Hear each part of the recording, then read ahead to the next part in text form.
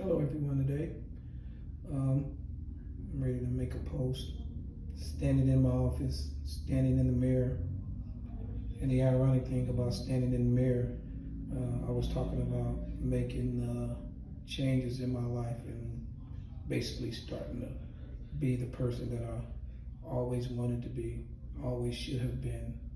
And, before we can change our community, society, and change others, we got to start with ourselves, which is, the man or the woman in the mirror.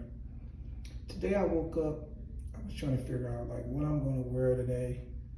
And, I've always been taught to dress for success because in your journey of being in the business world or whatever, you always want to try to, as they say, make a first impression because it's usually a lasting impression. And so with that train of thought, I've always, am one to put on a suit and a tie and try to look pretty presentable. It is what it is. But today I was like, all these years, all this time in my life, like, who am I impressing? Like, what is this all worth and what is it all for? And don't get me wrong, we need to, try to look our best because, sometimes as they say, I think Deion Sanders said it best, if you look good, you feel good. And if you feel good, you play good. And that's true. It really is true to an extent. But at the end of the day, it all starts with who you are at the core, your core being. So you can look good on the outside and all of that, but if you're not happy with yourself, or if your core is not together or complete, then the outside does not matter. It's an old saying like, yeah, you got outer beauty, but what is your inner beauty like? But getting back to today, I was like, man, all of these years, I finally kind of figured it out today. Something hit me.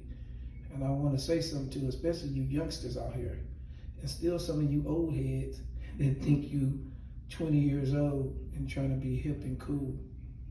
I was like, man, all the places I've been around the world, all the beautiful people that God has brought in my life, all the extraordinary young ladies that I had an opportunity to have relationships with, all the money that I've been able to obtain, the nice cars and all of that, then I'm like, at the end of the day, it's true when they say like none of that really matters.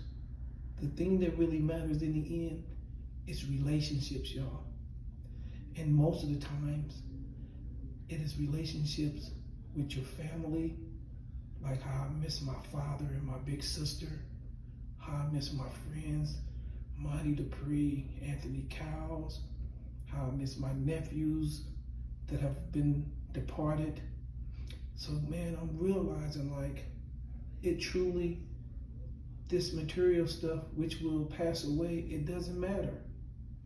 And so what really matters is say like, man, I've been single for about a year and a half.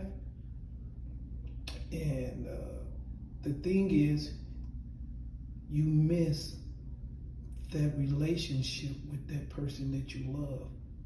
Because nothing compares to being able at the end of the day to go home, sit down with somebody, talk about your day, hug them, kiss them, watch them grow with you, especially those of you who have children, something that I don't have, and it's a regret now.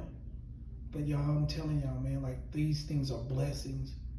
And at the end of the day, money, cars, being able to travel, right? They make you happy for a moment. It's like a sugar high. And eventually the sugar high comes down. But when you with your wife or your husband or your children or your parents and you have those things, that high doesn't come down, especially if you have a good relationship with them. And I know some of y'all don't have good relationships with your friends and your loved ones. So please, go back and mend any fences that need to be mended. Because man, like, again, today it just hit me. And a lot of y'all may not be sentimental as me and you may not understand it, but I'm sitting here in my office, you know, trying to make that buck for the day. But after making that buck, I realized, man, ain't nothing more important or more special or gives you joy than being able to go home to that loved one.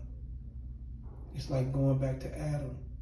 Before Adam realized that he seen God put all these things around him and God gave him dominion over everything, Adam was like, man, I'm still missing something. Something ain't fulfilling me, God. And he let God know, I need a companion. So y'all, please, get a companion out here. Somebody that's going to be good to you, loyal to you, faithful to you, have your back 100%, not cause you hell, not cause you problems. Again, nothing's going to be perfect, but a person that's going to do right by you, that's going to be righteous, and y'all can build together, live in harmony, and hopefully live a life, with one another until that day where God tells you it's time to fly. All right, everybody, that's kind of my message for today. I'm going to be bringing some more. I'm just trying to talk to everyday common folk with common issues and common problems, and also common joy and common happiness. All right, talk to y'all later. This is your brother, Andrew Scanlon, coming from Indianapolis, Indiana. And as y'all know, I don't care what y'all say, Mapleton Fall Creek is the best neighborhood community in the world. Peace.